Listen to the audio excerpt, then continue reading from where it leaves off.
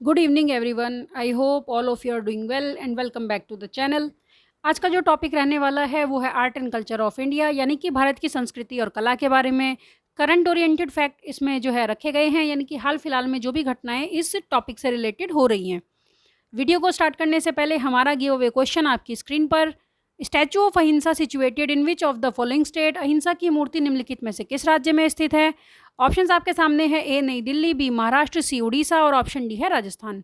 तो सही जवाब आप लोग मुझे कमेंट बॉक्स में बताएंगे और सही जवाब देने वाले स्टूडेंट को हम लोग रैंडमली सिलेक्ट करते हैं। उन तक पहुंचाते हैं हम स्टैटिक जीके की ये किताब, जिसे आशुतोष सर ने रेडी किया है। आने वाले एग्जाम जैसे रेलवे, यूपी पुलिस, एसएससी या फिर स्टेट पीसीएस के सभी एग्जाम्स में यहाँ से क्वेश्चन बनते हैं। स्टैटिक जीके के सारे जो 8 साल के क्वेश्चन हैं वो भी इसमें ऐड कर लिए गए हैं और ये हिंदी मीडियम के लिए है। टॉपिक वाइज इसमें हर जो चैप्टर है उसको वन लाइनर और एमसीक्यू के फॉर्म में रखा गया है। तो आप लोग चाहते हैं अगर ये किताब पाना तो सही जवाब मुझे कमेंट बॉक्स में बताइए। वीडियो स्टार्ट करते हैं। पहला क्वेश्चन ले लेते हैं।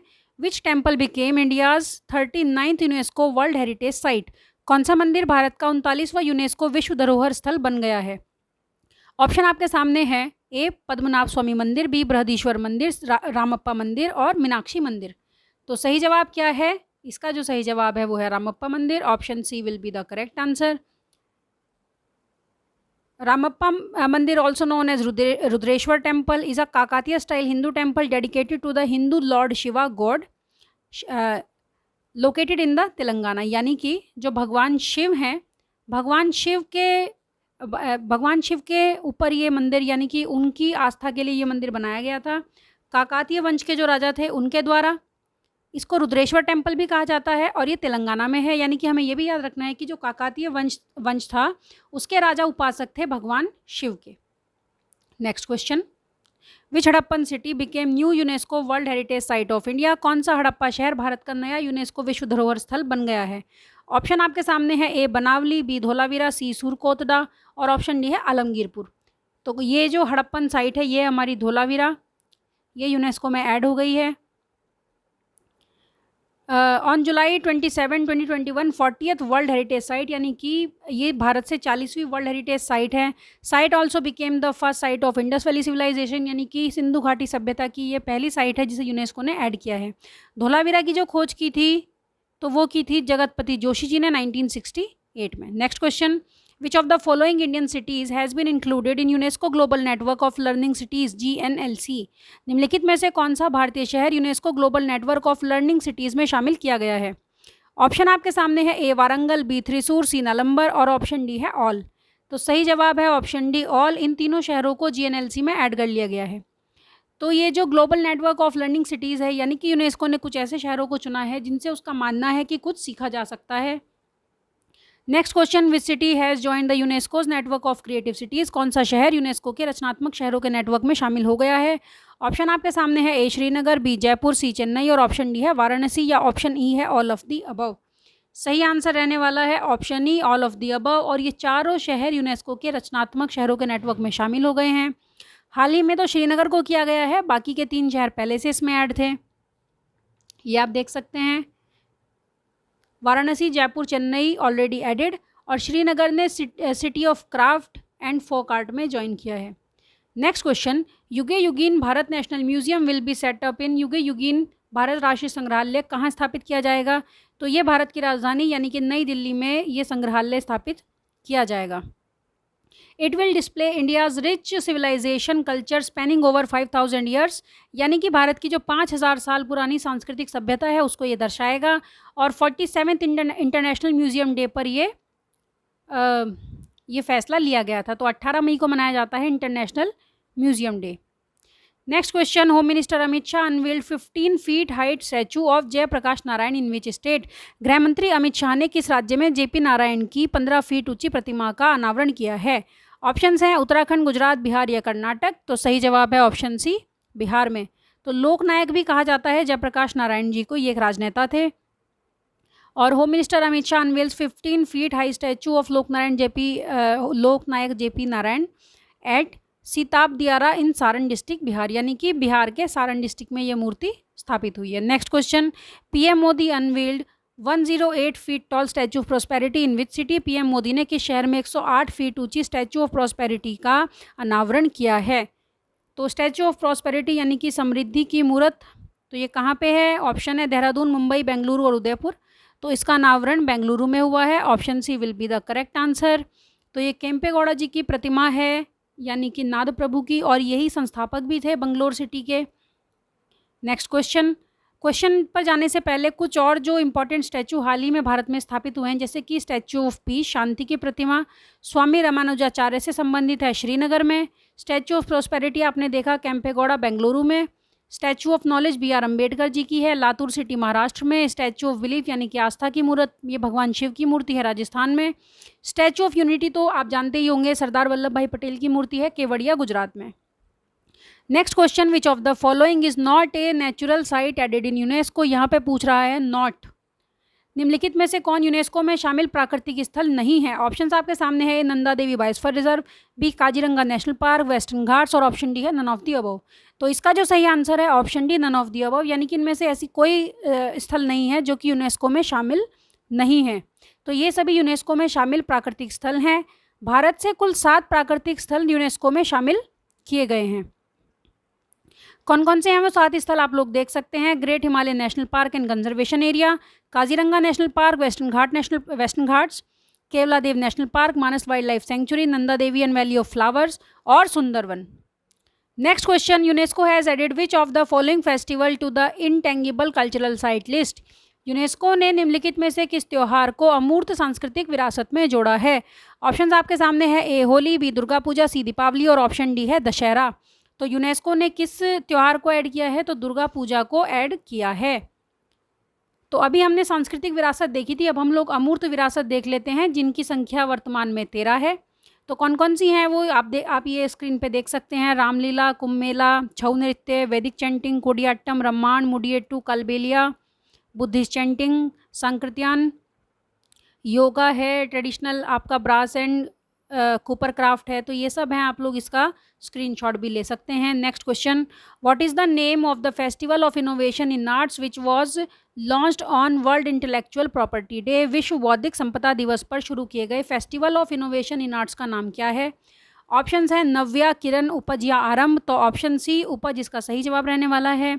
तो ये जो उपज फेस्टिवल है, इसको शुरू किया गया है विश्व बौद्धिक संपदा दिवस पर, और ये किस दिन मनाया जाता है ये आप लोग मुझे कमेंट बॉक्स में बताएंगे। वर्ल्ड इंटेलेक्चुअल प्रॉपर्टी डे कब मनाया जाता है। Next question, what will the Buddha who appears in the future be called. भविष्य में प्रकट होने वाले बुद्ध को क्या कहा जाएगा। ऑप्शंस आपके सामने हैं, ए मैत्रेय, बी अविलोकितेश्वर, सी मंजूश्री, और ऑप्शन डी है वज्रपाणी। तो भविष्य में जो बुद्ध प्रकट होंगे उन्हें मैत्रेय कहा जाएगा। यूपीएससी में ये क्वेश्चन पहले पूछा जा चुका है प्रीलिम्स में। Next question, which of the following will be world's first living heritage university. निम्नलिखित में से कौन सा विश्व का पहला जीवित विरासत विश्वविद्यालय होगा। ऑप्शन है आपके सामने, ए कोलकाता यूनिवर्सिटी, बी शारदा, सी विश्व भारती, और ऑप्शन डी है दिल्ली यूनिवर्सिटी। तो सही आंसर क्या है? सही आंसर है ऑप्शन सी, विश्व भारती यूनिवर्सिटी। ये विश्व का पहला जीवित विरासत विश्वविद्यालय होगा। Next question, Kapileshwar temple which is said to be included in ASI's protected monument list is located in which state. Kapileshwar मंदिर जिसे ASI की संरक्षित स्मारकों की सूची में रखा गया है, किस राज्य में स्थित है। ASI क्या है? Archaeological survey of India. तो ऑप्शन हैं आपके सामने, ए नई दिल्ली, बी कोलकाता, सी उड़ीसा, और ऑप्शन डी है जयपुर। तो जो ये कपिलेश्वर मंदिर है ये आपका कहाँ पर है? ये है उड़ीसा में। Option C will be the correct answer. The 5th century old Kapileshwar temple was renovated by Gajapati Kapilendra Dev in the 14th century। यानी कि कपिलेंद्र देव ने 14वीं शताब्दी में इसको रिनोवेट कराया था, यानी कि इसका पुनरुद्धार कराया था, इसीलिए इसका नाम शायद कपिलेश्वर भी पड़ा होगा। And is well known for its carving and architecture. The Kapileshwar temple is a fine example of Kalinga style of architecture. तो ये किस स्टाइल का आर्किटेक्चर है? कलिंग स्टाइल का। उड़ीसा में कलिंग स्टाइल आर्किटेक्चर बहुत ही ज़्यादा प्रसिद्ध है। Next question, world's largest religious monument will open in which state. विश्व का सबसे बड़ा धार्मिक स्मारक किस राज्य में खुलेगा। ऑप्शंस आपके सामने हैं, ए नई दिल्ली, बी वेस्ट बंगाल, सी बिहार, और ऑप्शन डी है उत्तर प्रदेश। तो ये विश्व का सबसे बड़ा धार्मिक स्मारक है, इसलिए इसको आप लोग ध्यान से देखेंगे। तो ये होगा वेस्ट बंगाल में। Option B will be the correct answer. ये ऑप्शन में प्रॉब्लम है, वैसे ये आंसर है आपका option B. The Temple of Vedic Planetarium in West Bengal's Mayapur will replace Cambodia's 12th century built Angkor Wat complex as the world's largest religious structure. यानी कि अब से पहले जो है वो कंबोडिया का 12वीं सदी में बना हुआ अंकोर वाट का जो मंदिर कॉम्प्लेक्स था वो सबसे बड़ा धार्मिक स्मारक था, लेकिन वर्तमान में कौन सा हो जाएगा? तो वेस्ट बंगाल में वर्तमान में ये स्मारक हो जाएगा. Next question. India's largest reclining statue of Lord Buddha is being built in which state? Bharat में भगवान बुद्ध की सबसे बड़ी लेटी हुई मूर्ति किस राज्य में बनाई जा रही है? ऑप्शन है आपके सामने. ए नई दिल्ली, बी वेस्ट बंगाल, सी बिहार और ऑप्शन डी है उत्तर प्रदेश. तो भगवान बुद्ध की जो सबसे बड़ी लेटी हुई मूर्ति भारत में बनाई जा रही है वो है बिहार राज्य के बोध गया में. बोध गया वही स्थान है जहाँ पर भगवान बुद्ध को ज्ञान की प्राप्ति हुई थी, बोधि वृक्ष के नीचे. ये आप देख सकते हैं, इस प्रकार से ये मूर्ति बनेगी. आपको मैं जूम करके दिखा देती हूँ. 100 फीट लंबाई होगी इसकी और 30 फीट इसकी ऊंचाई होगी. और अगर हम वर्ल्ड में बात करें तो सबसे बड़ी जो भगवान बुद्ध की लेटी हुई प्रतिमा है वो है वाट फो ऑफ बैंकॉक में.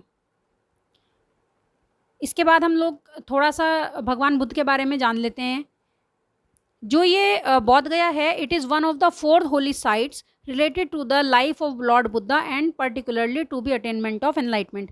यानी कि भारत में भगवान बुद्ध से रिलेटेड जो 4 महत्वपूर्ण स्थल हैं उनमें से एक बोध गया है जहां उन्हें एनलाइटमेंट हुआ था, यानी कि ज्ञान की प्राप्ति हुई थी. इसके अलावा जो इम्पॉर्टेंट एक स्थान है वो आपका सारनाथ है, यहाँ पे उन्होंने अपना पहला प्रवचन दिया था. इसके बाद है लुम्बिनी जहाँ पे इनका जो है जन्म स्थान इसे माना जाता है नेपाल में. और इसके अलावा है कुशीनारा जहाँ पे इन्होंने महापरिनिर्वाण की प्राप्ति की थी. महापरिनिर्वाण इनकी मृत्यु से संबंधित है. Next question. Which of the following books is the oldest book written on Sanskrit व्याकरण? निम्नलिखित में से कौन सी पुस्तक संस्कृत व्याकरण पर लिखी गई सबसे पुरानी पुस्तक है? ऑप्शंस आपके सामने है. ए अष्टाध्यायी, बी महावस्तु, सी ललित विस्तर और ऑप्शन डी है बुद्धचरित. तो संस्कृत व्याकरण पर सबसे पुरानी जो पुस्तक है वो अष्टाध्यायी है और पाणिनि ने इसको लिखा था. ये 4वीं शताब्दी ईसा पूर्व की एक किताब है. तो ये आप देख सकते हैं अष्टाध्यायी जो कि 4वीं शताब्दी ईसा पूर्व की है. और किसने इसको लिखा था? ऋषि पाणिनि ने. संस्कृत के विकास में ऋषि पाणिनि का बहुत ही ज़्यादा महत्वपूर्ण रोल रहा है. इसके अलावा जो ये किताब है महावस्तु, ये हीनयान शाखा का एक प्रसिद्ध ग्रंथ है. जो ललित विस्तर है ये महायान शाखा का एक प्रसिद्ध ग्रंथ है. हीनयान और महायान बौद्ध धर्म की ही शाखाएं हैं. पुरानी जो शाखा थी उसे हीनयान कहा जाता था और जो नया नया बौद्ध धर्म का जैसे विकास होने लगा तो फिर उसे महायान कहा जाने लगा.